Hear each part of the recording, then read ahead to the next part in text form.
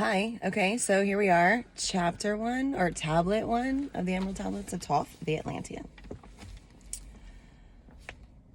I, Thoth the Atlantean, master of mysteries, keeper of records, mighty king, magician, living from generation to generation, being about to pass into the halls of Amenti, set down for the guidance of those who are to come after, these records of the mighty wisdom of the great Atlantis. In the great city of Kior, on the island of Undal, in a time far past, I began this incarnation.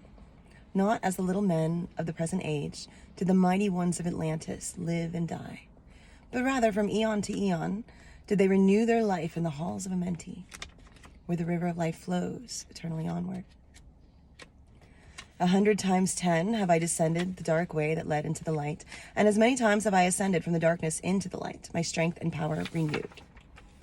Now, for a time, I descend, and the men of Chem shall know me no more, but in a time yet unborn will I rise again, mighty and potent, requiring an accounting of those left behind me.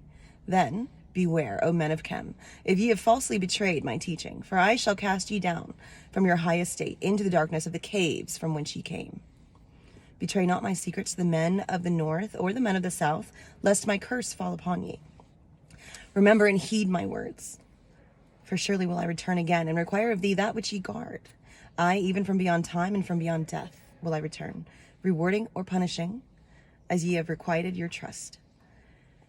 Great were my people in the ancient of days, great beyond the conception of the little people now around me. Knowing the wisdom of old, seeking far within the heart of infinity, knowledge that belonged to earth's youth. I have a lot of notes that I took about just that, and I'll go over it when I finish reading the tablet. I'll go over it and break it down. Wise were we with the wisdom of the children of light who dwelt among us. Strong were we with the power drawn from the eternal fire. And of all of these, greatest among the children of men was my father, Thoth May. Keeper of the great temple, link between the children of light who dwelt in the temple and the races of men who inhabited the 10 islands. Mouthpiece after 3 of the dweller of Unal, speaking to the kings with the voice that must be obeyed. Grew I there from a child into manhood, being taught by my father the elder mysteries, until in time there grew within me the fire of wisdom, until it burst into a consuming flame. Not desired I, but the attainment of wisdom, until on a great day the command came from the dweller of the temple that I be brought before him. For few there were among the children of men who had looked upon that mighty face and lived. For not as the sons of men are the children of light when they are not incarnate in a physical body. Chosen was I from the sons of men, taught by the dweller so that his purposes might be fulfilled, purposes yet unborn in the womb of time. Long ages I dwelt in the temple, learning ever and yet ever more wisdom, until I too approached the light emitted from the great fire. Taught me he the path to Amenti, the underworld, where the great king sits upon his throne of might. Deep I bowed in homage before the lords of life and the lords of death, receiving as my gift the key of life. Free was I of the halls of Amenti, bound not by death to the circle of life. Far to the stars I journeyed until space and time became as naught. Then, having drunk deep of the cup of wisdom, I looked into the hearts of men, and there I found greater mysteries, and was glad. For only in the search for truth could my soul be stilled and the flame within be quenched. Down through the ages I lived, seeing those around me taste of the cup of death and return again in the light of life. Gradually from the kingdoms of Atlantis passed waves of consciousness that had been one with me, only to be replaced by spawn of a lower star. In obedience to the law, the word of the master grew into a flower. Downward into darkness turned the thoughts of the Atlanteans, until at last in his wrath arose from his Aguanti, the dweller. Okay, so there's like a parentheses there, and it says about concerning the word Aguanti, this word has no English equivalent. It means a state of detachment. Speaking the word, calling the power. Deep in the earth's heart, the sons of Amenti heard, and hearing, directed the changing of the flower of fire that burns eternally, changing and shifting, using the logos, until that great fire changed its direction. Over the world then broke the great waters, drowning and sinking, changing earth's balance until only the temple of light was left standing on the great mountain of Undal, still rising out of the water. Some there were who were living, saved from the rush of the fountains. Called to me then the great master, saying, Gather ye together my people. Take them by the arts ye have learned far across the waters, until ye reach the land of the hairy barbarians, dwelling in caves of the desert. Follow there the plan that ye know of. Gathered I then my people, and entered the great ship of the master. Upward we rose into the morning. Dark beneath us lay the temple. Suddenly over it rose the waters. Vanished from the earth until the time appointed was the great temple. Fast we fled toward the sun of the morning, until beneath us lay the land of the children of Chem. Raging they came, with cudgels and spears, lifted in anger, seeking to slay and utterly destroy the sons of Atlantis. Then raised I my staff, and directed a ray of vibration, striking them still in their tracks as fragments of stone of the mountains. Then spoke I to them in words calm and peaceful, telling them of the might of Atlantis, saying we were children of the sun and its messengers. Cowed I them by my display of magic science, until at my feet they groveled when I released them. Long dwelled we in the land of Chem, long and yet long again, until, obeying the commands of the master, who, while sleeping, yet lives eternally, I sent from me the sons of Atlantis, sent them in many directions, that from the womb of time wisdom might rise again in her children. Long time dwelt I in the land of Chem, doing great works by the wisdom within me. Upward grew into light, the light of knowledge, the children of Chem, watered by the rains of my wisdom. Blasted I then a path to Amenti, so that I might retain my powers, living from age to age, a son of Atlantis, keeping the wisdom, preserving the records. Great grew the sons of Chem, conquering the people around them, growing slowly upwards in soul force.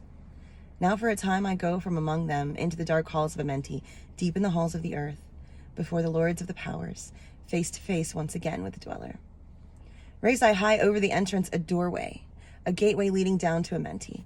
Few there would be with the courage to dare it. Few past the portal to dark Amenti. Raised over the passage I a mighty pyramid, using the power that overcomes earth force. Deep and yet deeper placed I a force house or chamber. From it carved I a circular passage reaching almost to the great summit. There in the apex set I the crystal, sending the ray into the time-space, drawing the force from out of the ether, concentrating upon the gateway to Amenti. Other chambers I built and left vacant to all seeming, yet hidden within them are the keys to Amenti. He who in courage would dare the dark realms, let him be purified first by long fasting. Lie in the sarcophagus of stone in my chamber, then to reveal I to him the mysteries. Soon shall he follow to where I shall meet him. Even in the darkness of earth shall I meet him. I, Thoth, Lord of Wisdom, meet him and hold him, and dwell with him always. Built I the great pyramid, patterned after the pyramid of earth force, burning eternally, so that it too might remain through the ages. In it I built my knowledge of magic science, so that it might be here again when I return from Amenti.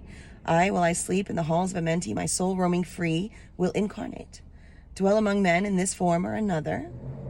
Hermes, thrice-born. Emissary on earth am I of the dweller, fulfilling his commands, so that man might be lifted. Now return I to the halls of Amenti, leaving behind me some of my wisdom. Preserve ye and keep ye the command of the dweller. Lift ever upwards your eyes toward the light. Surely in time ye are one with the master. Surely by right ye are one with the master. Surely by right ye are one with the all. Now I depart from ye. Know my commandments, keep them and be them. And I will be with you, helping and guiding you into the light.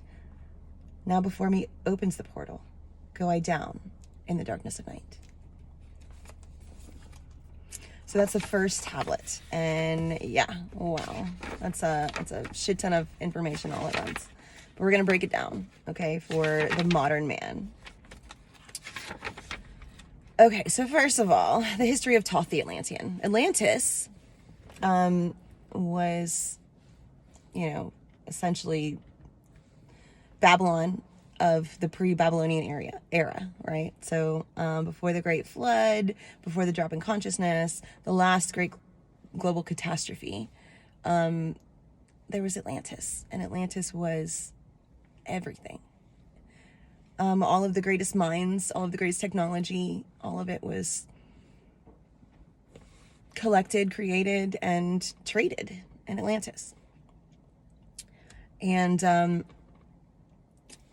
I want to say it was also fifth dimensional. Like it was a fifth dimensional place. Like, I can only describe it like a video game. Our third dimension is more solid.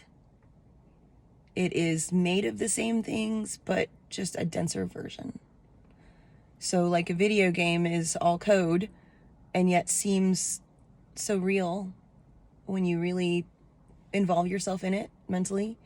And yet you can pull away from it and back out of it and be into a wholly different dimension. When you're playing a video game, you're in both dimensions at the same time. You're in the third dimension with the controller, and you're in the fourth dimension in the game, right? Mentally. Same thing with Atlantis. I want to say Atlantis was in the fifth dimension, but it was less solid. It was less dense, and gravity was different. All the physics are different there because it's in a higher dimension. But there is still some kind of physicality there. Not physicality like we know, but physicality like the video game, you know? Things can touch each other and pick each other up and move each other around and slay each other and whatever. So, yeah, Atlantis was most likely not on the third dimension at all. So it might still possibly be there. Just we can't interact with it. It's on a different vibration, a higher vibration. So maybe we'll get there. And then, okay, so I want to say that it was probably scribed. So I taught the Atlantean, master of mysteries, keeper of records, mighty king, magician, living from generation to generation. I want to be like that was what the scribe put in, because they used to do that. When, you know, the pharaohs or kings or whatever would scribe out their declarations, the scribe would have to write, an introduction to who is speaking type deal and make it sound like they were some kind of king. Just for records, whatever. But his goal was to, these are the records that I want to pass on. This is my legacy to the world. And the city of Kior on the island of Indal, most likely very real places in the fifth dimension Atlantis time period before the great, catastrophe. I began this incarnation. Here he acknowledges it's not his first, most likely not his last incarnation. But when he was known as Thoth, that was one incarnation.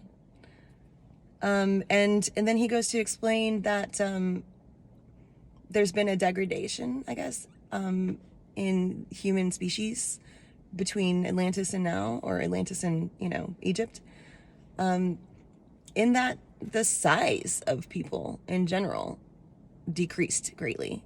And we know the same thing happened with animals, because of the bones that we find. So, mosquitoes back then were freaking ginormous. What were they eating? They were still eating people, I imagine, just much larger people, which is a common legend from every culture about giants. So, if you think there's no giants in the Bible, you're wrong. All of the cultures in all the world have stories about giants. So it tracks, right?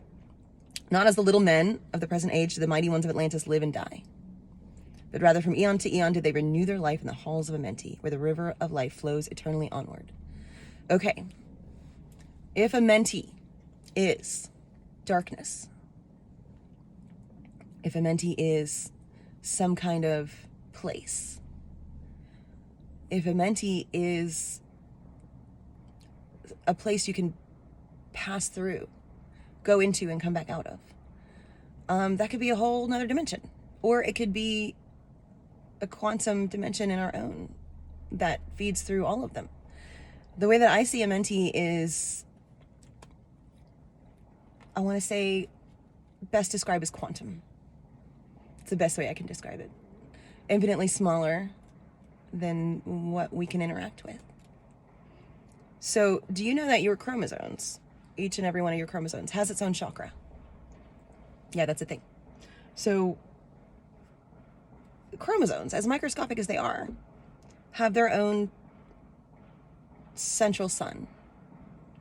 And from that central sun, you get two arms of the chromosome, right? One of them reaches upward, one of them reaches downward. And this is normal, natural magnetic response to growth. When you go through cell division, meiosis or mitosis, some of the chromosomes double, right? So now instead of 2 arms, you have 4. But all of these arms come out of the chakra in the center. And yeah, I want to be like, that's the level of a mentee. The flower of life, burning eternally. I want to be like, it's very much like a chakra, but not on a level that we're familiar with, on a much more quantum level. Where the river of life flows eternally onward. The river of life of the body, obviously, is the cerebrospinal fluid, without which the brain wouldn't function, the nervous system wouldn't function, and it wouldn't matter if you had blood pumping or not. If blood was pumping, it wouldn't matter without the cerebrospinal fluid. Sorry to say that. But essentially, there are 4 rivers of life in the body, and one of them is the cerebrospinal fluid, one of them is the blood, one of them is the breath, and the other one would be, I guess, the hormones. But your rivers of life, you're not going to find them in Mexico, or it's not like a place you can go to. It's in your body. And I want to be like, a lot of these dark sayings or hidden truths are truths about stuff that happens in your body or at a quantum level. But the mighty ones of Atlantis renewed their life in the halls of a mentee. They renewed their life. That does not mean they renewed their bodies. That does not mean that they mastered cellular regeneration to the extent that their bodies live forever. But their bodies did live much longer than ours. Bigger body, bigger lifespan, obviously. But also, they had more healing capacity, and they ate better, honestly. They didn't eat all the garbage that we eat. So there's that. So they renewed their life out of body via the cerebrospinal fluid, I imagine, if they wanted to transfer that to the body that they were in. And then he says 100 times 10, have I descended the dark way that led into the light. The dark way that led into the light. And that's so beautiful. Especially if we're talking about reincarnation. Like, that's beautiful. The dark way that led into the light. Like, you forget. You get to start all over again fresh and learn new things. But you still have that instinct from the last lifetime, which is beautiful. My strength and power renewed. As many times have I ascended from the darkness into the light, my strength and power renewed. Which is exactly what happens when you have a epiphany, or like past life memory, or just it all comes together. Just out of the darkness into the light, strength and power renewed. That's how I feel about that. Now for a time I descend, and the men of Chem shall know me no more. So this is him talking about Egypt. Egypt was Chem. And then he's like, and I'll rise again, mighty and potent, requiring an accounting of those who left behind me. And this is like the curse, the mummy's curse or whatever, everything. I'm pretty sure the mummy's curse originated here in the Emerald Tablets, where he's just like, look, don't go dark like the Atlanteans did. don't get into dark magic, and don't fuck with this. This is true knowledge that will incredibly help or incredibly harm somebody. And, like Santa Claus, he sees you when you're sleeping. He knows when you're awake. Fucking creepy, right? But that's what you get when you don't have to be stuck to a body. Betray not my secrets to the men of the north or the men of the south. That in and of itself is kind of vague, right? So if you're talking about Egypt, men of the north would be Greece, and men of the south would be Ethiopia, right? Well, that didn't work out. It didn't work out at all. Or, north and south being occult meanings.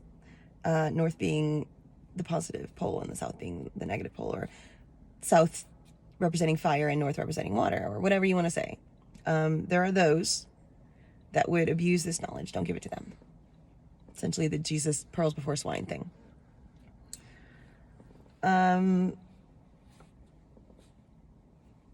Great beyond the conception of the little people now around me. Again, he's like, you people are tiny. Like, what's up with you tiny ass people? Knowing the wisdom of old, seeking far within the heart of infinity knowledge that belonged to Earth's youth. Wow. That is super old knowledge. Like, we have no records of that. Not in the third dimension anyway. Although, all knowledge is contained within the Akashic record, just above us, if we could access it. Wise were we with the wisdom of children of light who dwelt among us. The children of light who dwelt among us. Wise were we with the wisdom of the children of light who dwelt among us. And then I guess the Bible calls it angels. And then the Greeks called them muses. You know, Valkyries, I guess. The children of light, inspiration. Never actual people. Demons would then be, you know, desires of greed and selfishness, but angels, children of light, these are thoughts. These are inspirations.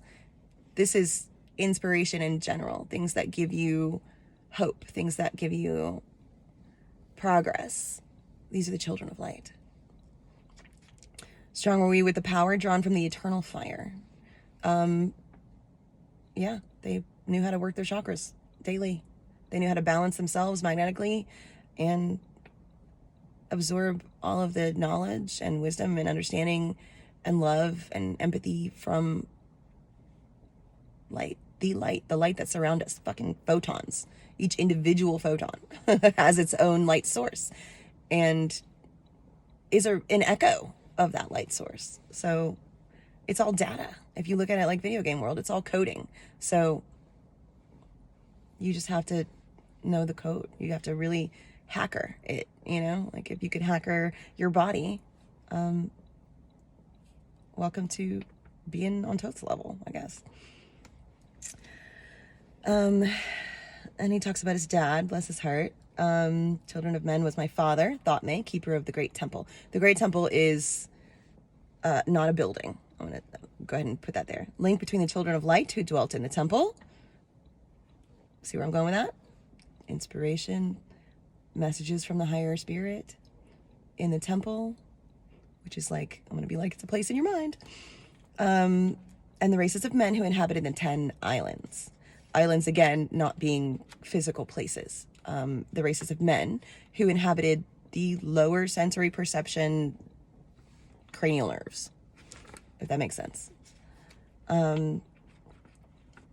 Mouthpiece after 3 of the dweller of Unal. The dweller being your higher spirit, right? The higher spirit, Metatron, Pymander, the higher consciousness that is always trying to talk to you. Mouthpiece after 3, okay? I imagine after the body, the spirit, and the mind. Those are the loudest communications to us. And then there was Thoth. Grew I there from child into manhood, being taught by my father the elder mysteries, until in time grew within me the fire of wisdom, until it burst into a consuming flame. That's that's his activation moment, like what we would imagine third eye consciousness. Just you stop absorbing knowledge so much as you start projecting knowledge or wisdom or love or light, whatever it is that you're trying to absorb your whole life. You become a conduit for it.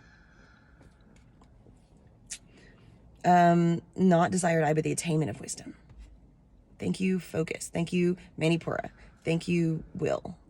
Once your will is solid there's no way to go but up.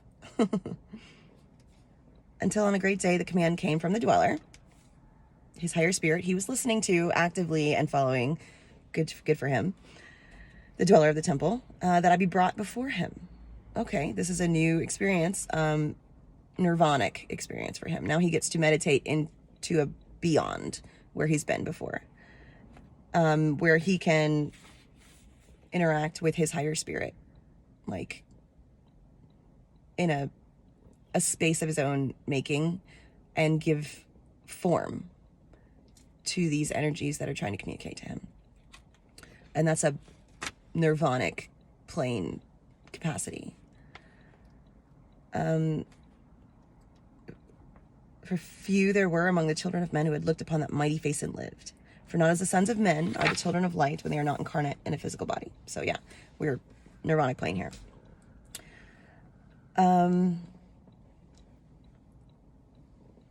Chosen was I from the sons of men and taught by the dweller, so that his purposes might be fulfilled. Purposes yet unborn in the womb of time.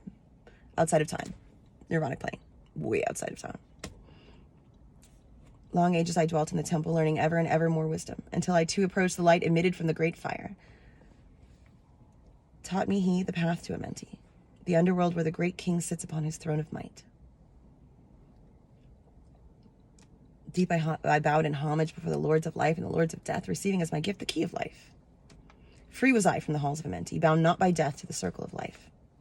So he's speaking to his Metatron, his higher dimension self, on a nirvanic plane. And he can stay there as long as he wants, because it's outside of time.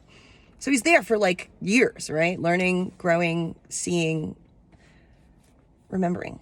And then he learns how to go back and forth between the dimensions, which apparently was new to him at that point. So it was a meditative state that took him to a whole nother plane above the plane that he'd ever known existed, right? And while he's there, he's learning about how all the planes work and, how to traverse them, which is a thing you can't learn from down here. You have to learn from up there.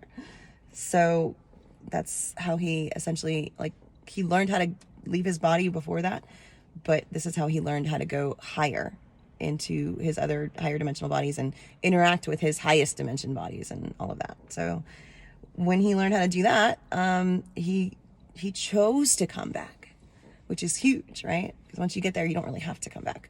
He chose to come back for us, which is beautiful. Why did he choose to come back? Because then, having drunk deep of the cup of wisdom, I looked into the hearts of men, and there found I greater mysteries and was glad. For only in the search for truth could my soul be stilled and the flame within be quenched. It's beautiful.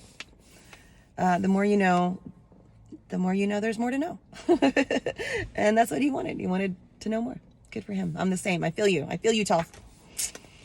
So back in his body on earth, down through the ages I lived, seeing those around me taste of the cup of death and return again in the light of life. Yeah. In that incarnation, it was Todd. In the next incarnation, it was Joe. But Todd and Joe were the same essence, just in a different body and a different personality. Your ego is only assigned to your body. Once you get a different body, you have a different ego assigned to it. And that's how that works. Gradually from the kingdoms of Atlantis passed waves of consciousness that had been one with me. So that's what we are. We aren't the body. We aren't Joe. We are waves of consciousness. Legitimately, that's what we are. Couldn't have said it better myself. That had been one with me, in that they, same generation, I guess, only to be replaced by spawn of a lower star. I want to be like, that's more like chakra level. Like they were living probably in the higher chakras, like at birth. Us not so much. Most of us only live in the lower 3 chakras our whole lifetime. We never make it to the heart chakra to live there and utilize that power. Most of us, I'm not going to be like everybody, but most of us only live in the lower 3 chakras. So, we are spawn of a lower star, for which I apologize. This is the good part, right? In obedience to the law, the word of the master grew into a flower. And this is physics. This is not magic. This is just physics. The word is thought or probability, okay? Probability collapses into reality. That is the physics terms for expressing manifestation. Your thoughts, not even yours, they don't really belong to you. It's just thoughts that are attracted to you magnetically because of your vibrational frequency at the time. So these thoughts manifest by collapsing probabilities, and that's just the physics of it. So this is a much more beautiful way to say that. But in obedience to law, the word of the master, just the one great consciousness that we're all broken pieces of, grew into a flower, manifested. So the way that we manifest our reality all the time. And they did it back then too. Probably more efficiently, but sure. And then it says immediately afterward, after it explains that probabilities manifest like that, it says, downward into darkness turn the thoughts of the Atlantean. Downward into darkness turn the thoughts of the Atlanteans. Okay, well, we just described how the thoughts of the master, which is what we are broken pieces of, manifest. But they were all thinking about darkness. And by darkness, that means the, distractions of the physical world, the senses. Until at last, in his wrath, arose from his Agwanti. Remember, Agwanti is like a state of detachment. So I'm going to be like meditation, right?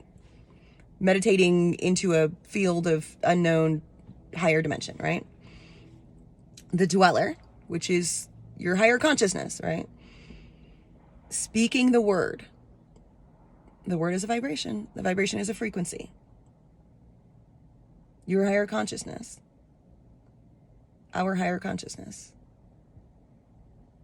releases a vibration, a thought, a probability that collapses, calling the power, activating like frequencies.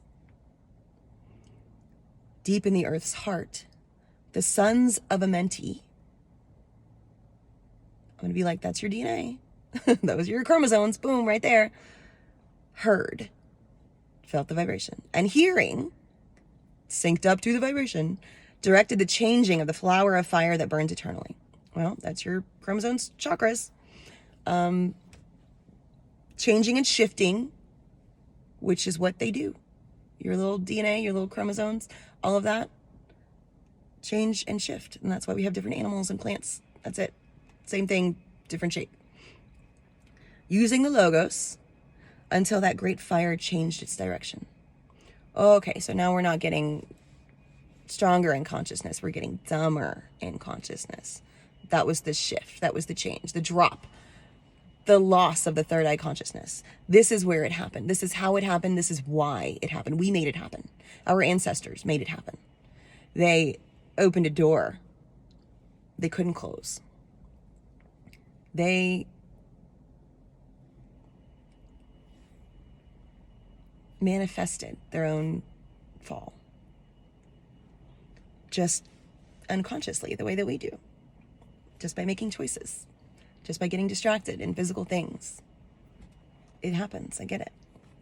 Over the world then broke the great waters, drowning, sinking, changing Earth's balance until only the temple of light was left standing on the great mountain of Indwell, still rising out of the water. This is it's a very beautiful allegoric way to say third eye broke. Third eye broke. Your pineal gland shrunk immensely. Your pituitary gland shrunk immensely.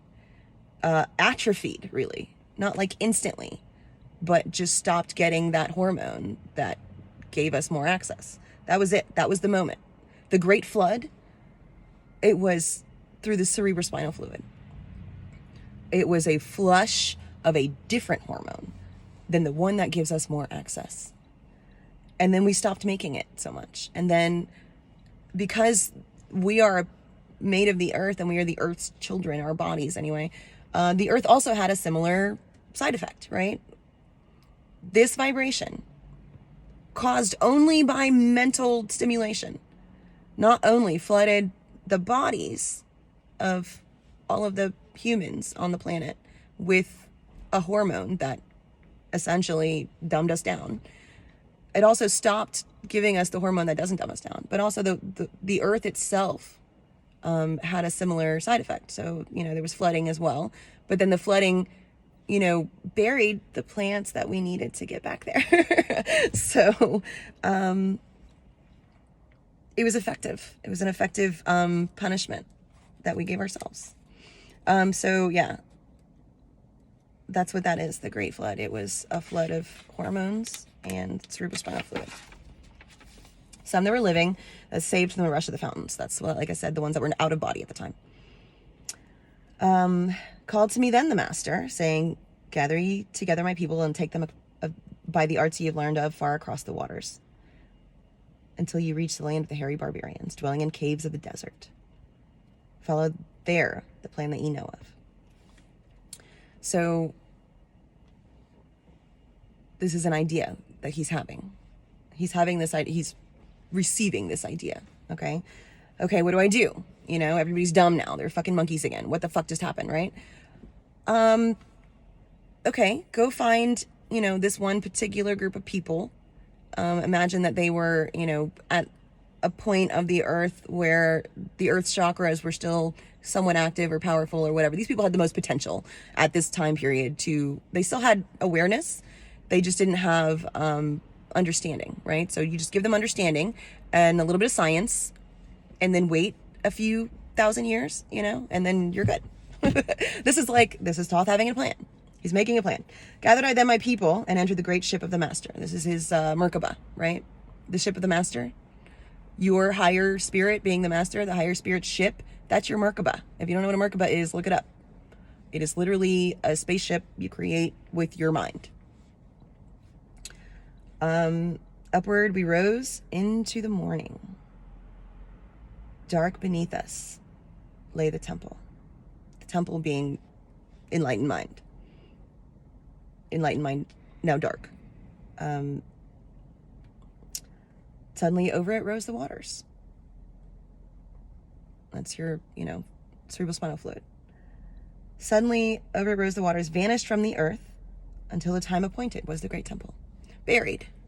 Okay? Not dissolved, not burned, buried. Or atrophied. Until the time appointed. Till we're ready. Raging they came with cudgels and spears, lifted in anger, seeking to slay and utterly destroy the sons of Atlantis. Yeah, they were dumb. You know, what do you do? We're still dumb. What would we do if we saw aliens right now? What would we do if we saw, you know, Ezekiel's fiery chariot, which is exactly what a Merkaba was? We would shoot it. We would absolutely attack it. We wouldn't even ask it what it wanted. We would absolutely just attack it. So we're still that dumb. They just didn't have guns back then. So cudgels and spears, but they were still attacking it. He raises his staff and sets out a ray of vibration. And in my head, it's very Gandalf. You know, you shall not pass, which is what I see every time I read this. And that's what I'm sticking to. It just sounds cooler that way in my head. And then he was like, look, we know stuff. If you hang out with us, you'll know stuff too. Do you want to know stuff? Hang out with us. And that was it. And they were like, okay, we'll hang out with you. And he says, blasted I then a path to Amenti, so that I might retain my powers, living from age to age, a son of Atlantis, keeping the wisdom, preserving the records. I'm going to be like, that's making babies. You know, your path to incarnation is through the bloodline. Start a family. You'll always have a path back to the physical plane, always.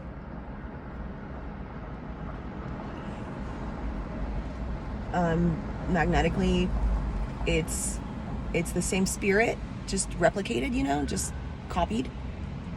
So like my kids are a copy of my spirit in another body, trying to buy my spirit more time to grow. Same thing, right? So if he wanted to blast himself a path to Amenti, he would either hide in the bloodline while he had to wait out the 100 years of, you know, rejuvenation or whatever, or, you know, just leave the body, but always leave a bloodline behind for him to come back into. So that's your path to Amenti. I want to say his path to Amenti anyway was through his own bloodline, thereby always having access to a body. Raise over the passage raise over the entrance, a doorway, a gateway leading down to Amente. Few there would be with courage to dare it. Few past the portal to dark Amente. Raise I over the passage a mighty pyramid, using the power that overcomes earth force. Well, earth force is, depending on how you look at it, it's either gravity, which is what D'Oreal suggests earth force is, but it could also be just materialization at all, or ionic bonds. Whatever it is, it's a vibration. And the mighty pyramid, this is where they're talking about the Pyramid of Giza. Maybe, maybe not. Maybe both.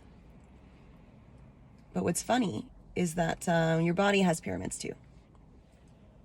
Your pyramidal cells at right about Vishuddha level in your spinal cord, they create the magnetite in your body. And magnetite is like little cell towers, crystals all throughout your brain, all throughout your body that receive like an antenna, like little cell towers. They receive vibrational frequencies. So there's that. Deep and yet deeper place I a force house or chamber. From it carved I a circular passage, reaching almost to the great summit. Do you know anything about the spinal cord? If you know anything about the limbic system, you'll read between the lines there. There in the apex of the pyramid, the very top of the pyramid, set I the crystal, sending the ray into the time space, drawing the force from out of the ether, concentrating upon the gateway to Amenti. This is what they're talking about, the Great Pyramid. I would say it's not a physical landscape at all. I would say that this is still talking about within the body.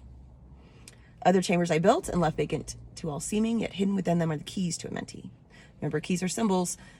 Symbols are words, ideas, keys, truths. He who in courage would dare the dark realms, let him be purified first by long fasting. When you fast, when you don't eat, especially if you're a meat eater, you detox. But then also your body creates new hormones that feed it because you're not feeding it out of earthly things. So your body will feed itself via hormones if it's hydrated enough, that will encourage healing and a mind state separate from that of earthly things. So when you fast, it's easier. If you've been fasting for at least 3 days, everything, this clarity rushes over you. Clarity. Like, you're just not so heavy. You're just not so attached to the world around you. Everything is not so desire driven. And that is why long fasting is a good idea. Lie in the sarcophagus of stone in my chamber. Okay. I don't know where people decided that sarcophaguses were for, or sarcophagi were for dead bodies, but they're not.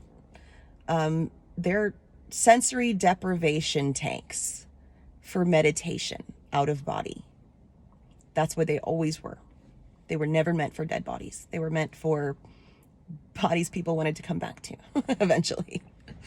So yeah, just meditate. Then to reveal I to him the great mysteries. Okay, now that you're meditating, after you've been fasting, and you call on Thoth. Thoth, not as a person, not as a being with a head of a ibis, none of that. Just the idea of Thoth, the essence of Thoth. Wisdom itself meets you. And when you get to that level of meditation, you get to that level of out-of-body understanding, wisdom stays with you, not the body. It stays with you. There will I meet him, and hold him and dwell with him always. Even in the darkness of earth shall I meet him. So that means once you gain the wisdom, you can bring it back to your body. Built I the great pyramid, patterned after the pyramid of earth force, burning eternally so that it too might remain through the ages. In it I built my knowledge of magic science, so that it might be here again when I return from Amenti. When he returns from Amenti, well, if Amenti is in the darkness and the lower dimensions are the darkness, what he means is not a physical place in the darkness. The Great Pyramid might have been built as a tribute to this writing, but I don't think that's what he's talking about in this writing. I think he's talking about still in the body.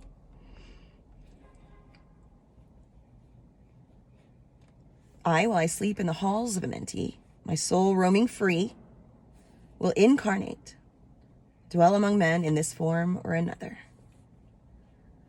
Yeah, ideas, inspiration, understanding, remembrances, all of that. Excuse me. Now I return to the halls of Amenti, leaving behind me some of my wisdom.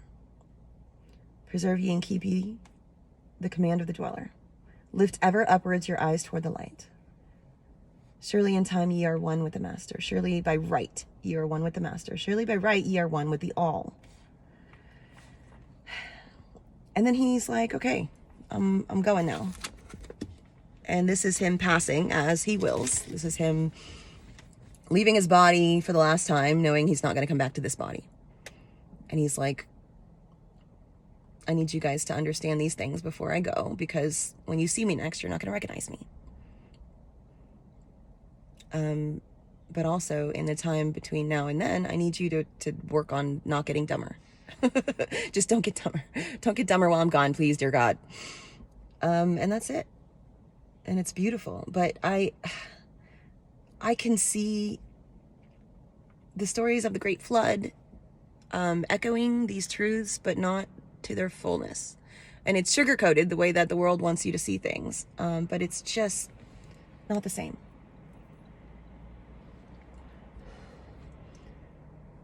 The Great Pyramid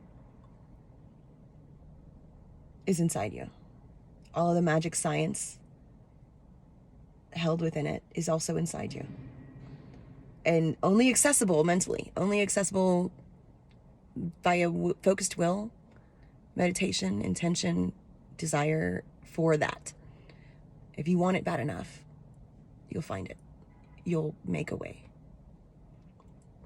And when you manifest probabilities that collapse into realities that are dark, that's the path you're headed on. If you manifest probabilities that collapse into manifestations that are light, you're on that path. The more you want knowledge, the more knowledge will find you. Law of attraction. But you have to know what you're looking for. And you have to know where it's hidden. And these are the keys. So yeah, tablet 1. Comment on any questions, concerns, or if you just think I'm full of shit.